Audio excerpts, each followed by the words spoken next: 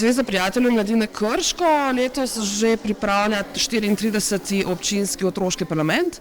Danes smo v Brežicah, kjer gostimo vse šole iz brežiške občine. Otroci pa bodo imeli danes priložnost debatirati o temi duševnega zdravja otrok in mladostnikov.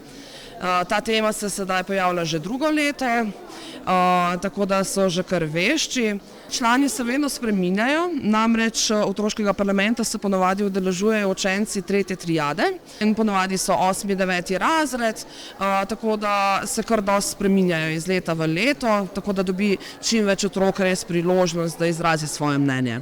Občina Brežice seveda vsekakor podpira to idejo, da mladi lahko spoznajo najprej delo parlamenta in pa seveda predvsem razprave, ki so pomembne za odločitve.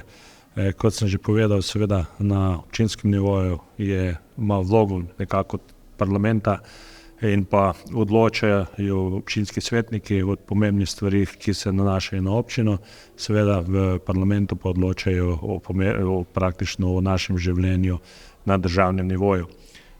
Mislim, da tudi današnja tema, ko gre za duševno zdravje, je takšna tema, ki je zdaj zelo aktualna. Vemo, da smo danes tako starejši kot otroci pod vse večjim pritiskom. Od nas nekako se vse več pričakuje, po drugi strani pa seveda tudi imamo izjemno veliko vplivov, ki nenehno pritiskajo na nas.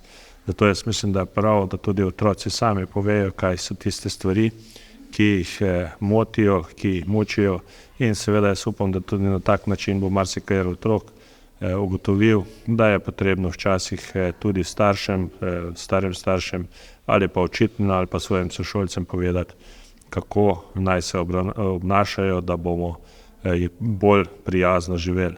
Zato jaz verjamem, da za tem seveda pripomoremo predvsem k izobraževanju in pa dajemo mladim možnost, da tudi oni izrazijo svoje mnenje. V vsaki občini se izbereta po 2 predstavnika, tako bo razen v Brežicah, kjer se izbereta 2 predstavnika prav iz občine Brežice, Krško in Kostanjevica skupaj po 2 predstavnika in pa Sevnica in Radeče skupaj po 2 predstavnika. Letos imamo nacionalni otroški parlament v Ljubljani 8. aprila, tako da bomo peljali 6 otrok, kjer bodo se lahko pomerili, tako rekoč, še z ostalimi otroki iz Slovenije. In če nam bo sreča dana, nas obišče tudi predsednica Državnega zbora. Zveza prijateljev mladine Slovenije pa je nekako se že dogovorila, da bodo sklepi, ki bodo sprejeti na tem nacionalnem otroškem parlamentu, bodo tudi podani v parlament. Tako da bodo slišali starejši.